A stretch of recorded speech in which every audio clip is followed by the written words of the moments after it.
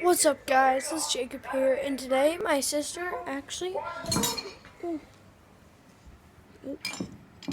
Today my sister actually brought home this bird. I don't know if you guys can see it very well. It's kind of dark, but it has a broken leg. I'll bring it out to the light for you guys. Let's go have juice.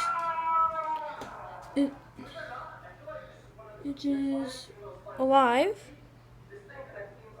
very much so.